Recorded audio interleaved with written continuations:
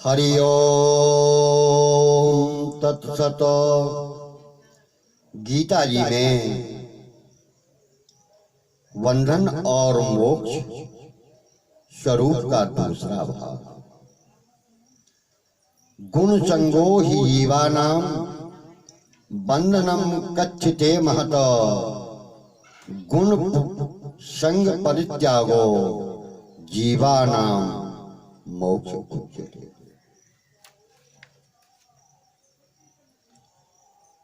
वास्तव में बंधन है ही नहीं। अगर वास्तव में बंधन होता तो उसका कभी अभाव नहीं होता। यानी बंधन से मुक्ति नहीं होती। ना भावो विद्यते सतः, दूसरे अध्याय का 16वां श्लोक। और जीव कभी बंधन से मुक्त होता ही नहीं। परंतु वास्तव में यह बंधन स्वयं का बनाया हुआ बंधन है। स्वयं ने उसे स्वीकार किया है, माना है। अतः यह जब चाहे तब बंधन को तोड़ सकता है। बंधन को छोड़ने में यह स्वतंत्र है, सबल है, समर्थ है, योग्य है, अधिकारी है। अतः गीता कहती है कि पापी से पापी मनुष्य भी ज्ञान प्राप्त कर सकता है। चौथे अध्याय का 36वां श्लोक देखें।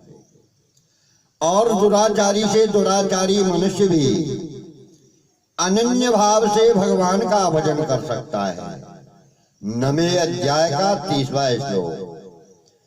अतः किसी देश का, किसी वेश का, किसी वर्ण का, किसी संप्रदाय का कैसा ही व्यक्ति, स्त्री या पुरुष कोई भी क्यों ना हो, वह संसार के बंधन से रहित हो सकता है, मोक्ष को प्राप्त कर सकता है।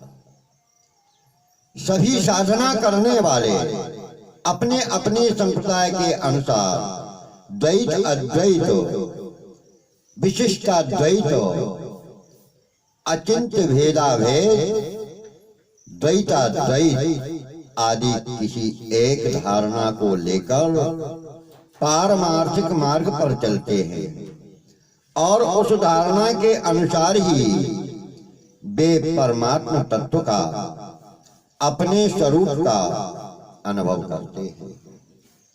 परंतु उन सबका परिवर्तनशील संसार से संबंध विच्छेद हो जाता है, टूट जाता है।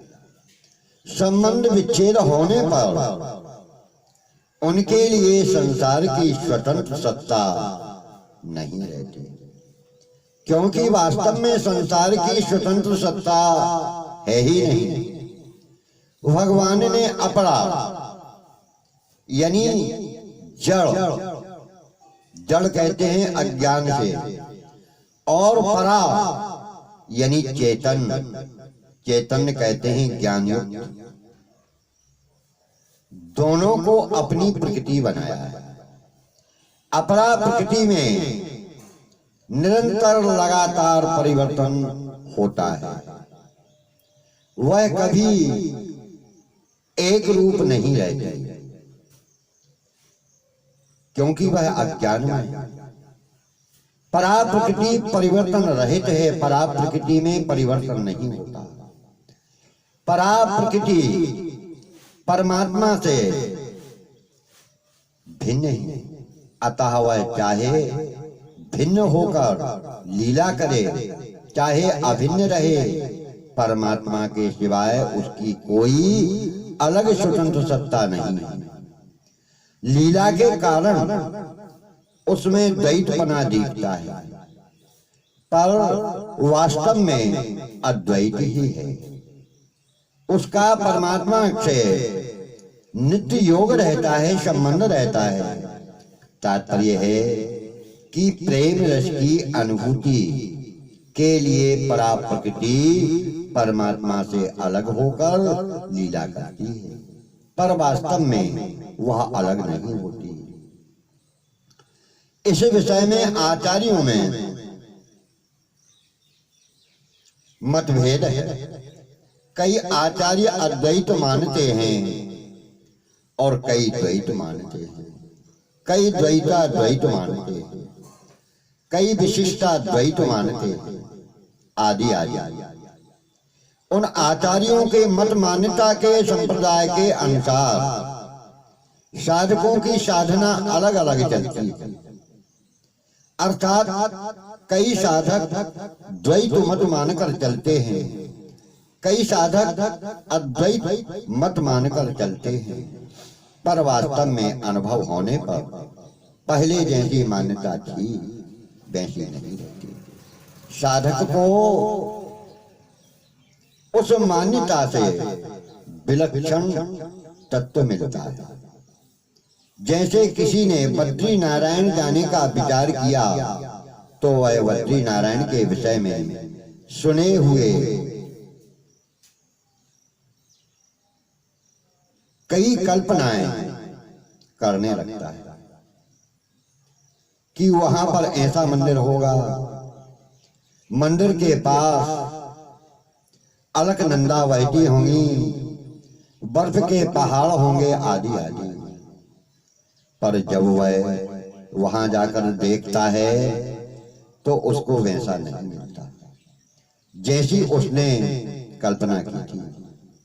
प्रत्युत उससे विलक्षण ही मिलता है, उससे अलग ही मिलता है। हम किसी महात्मा के विषय में सुनते हैं, उसकी महिमा, उसके गुण सुनते हैं, तो उनका ऐसा शरीर है, उनके ऐसे सफेद बाल हैं, आदि कितनी ही बातें सुनने पर और वैसी धारणा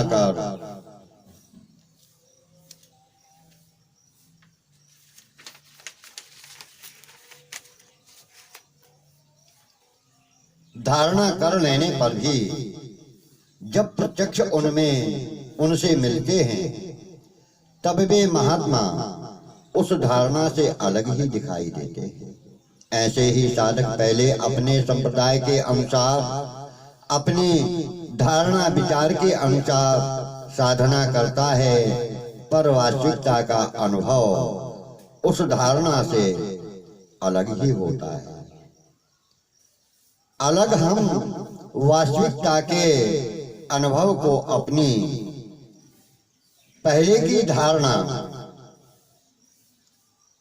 से विलक्षण न स्वीकार करें।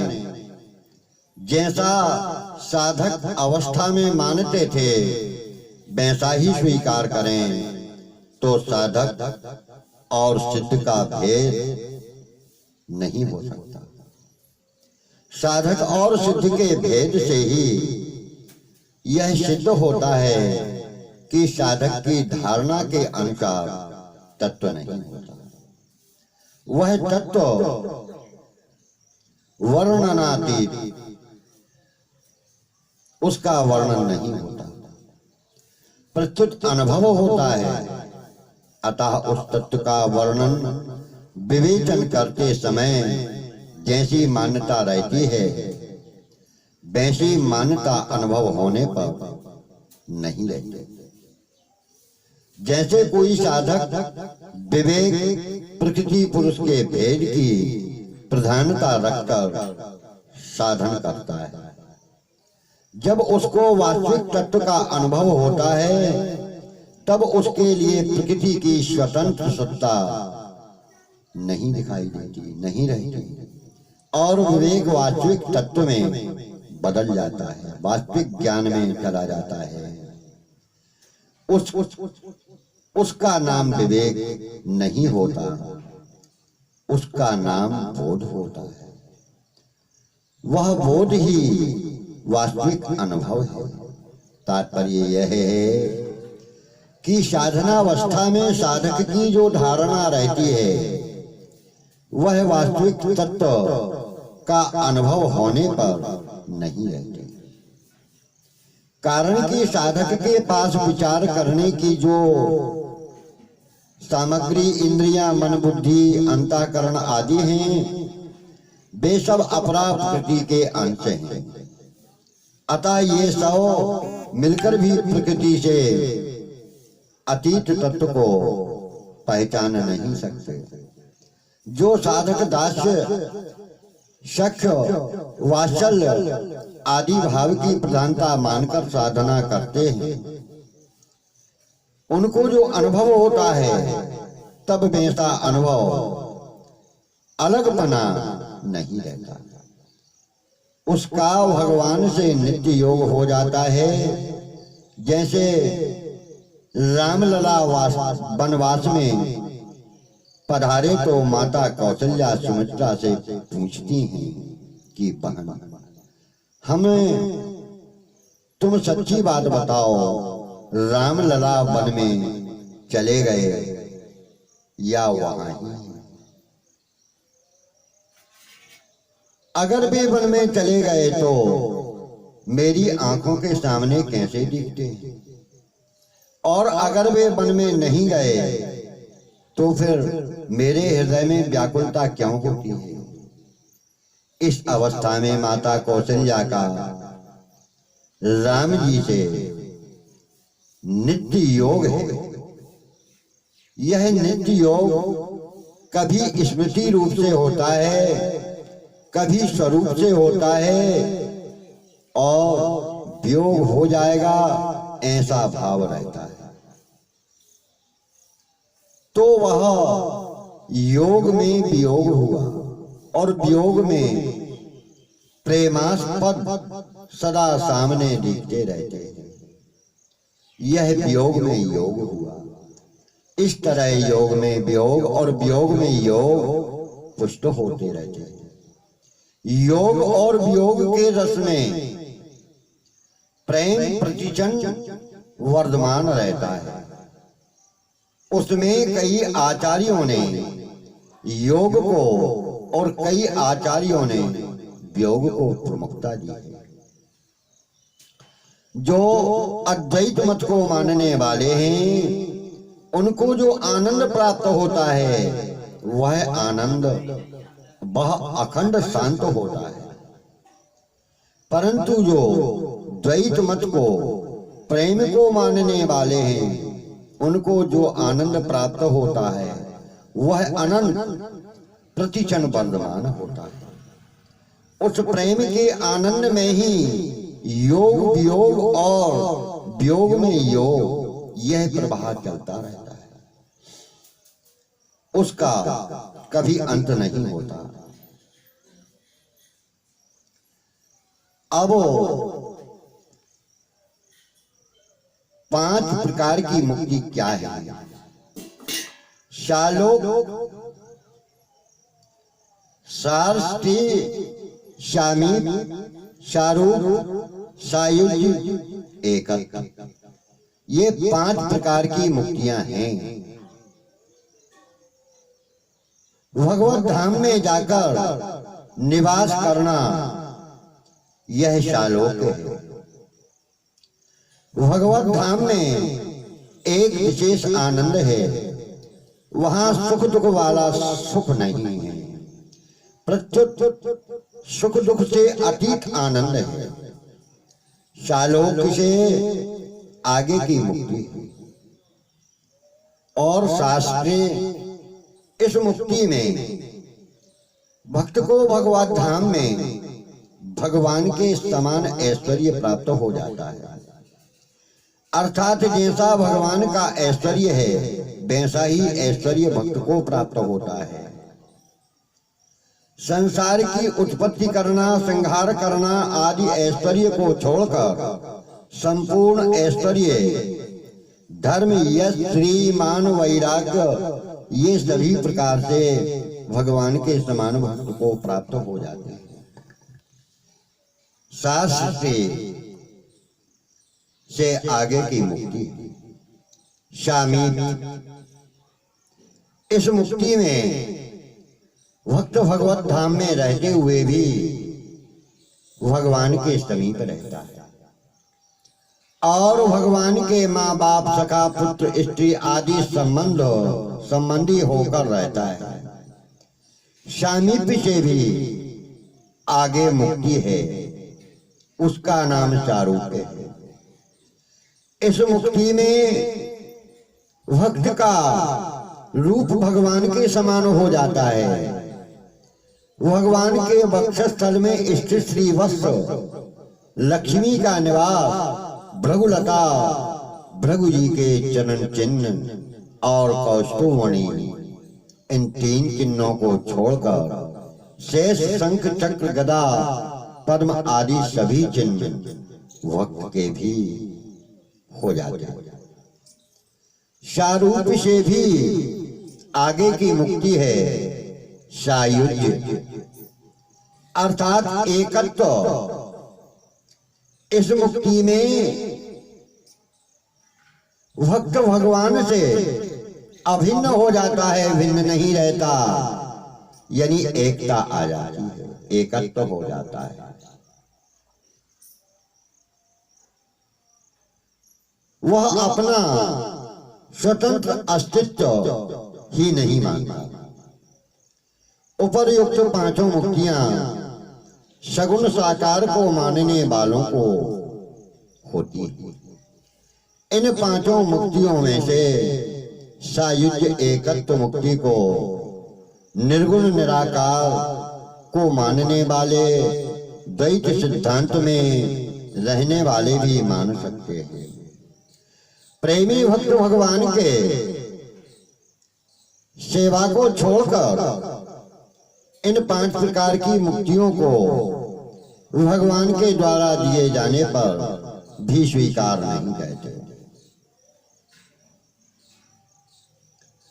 सालोक को शास्त्रे सामीप्य सारूप्यैकत्वमप्यत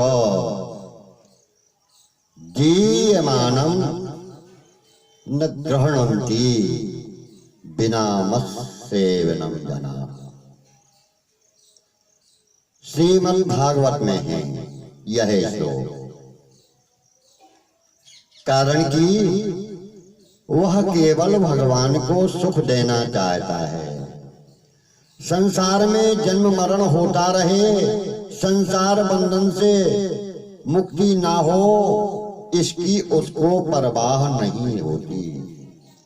बंधन में अपना सुख और मुक्ति में अपना सुख होता है, पर भगवान की सेवा में अपने सुख दुख की परवाह नहीं होती।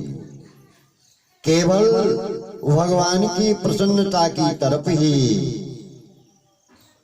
भगवान के भक्त की दृष्टि होती है। बद्ध अवस्था में हम ब्रह्म जीव आदि को विलक्षण रीति से देखते हैं और प्रकृति को भी कार्य कारण रूप से विलक्षण रीति से देखते हैं, परंतु साधन करते करते साधक को ब्रह्म जीव आदि का विलक्षण ही अनुभव होता है।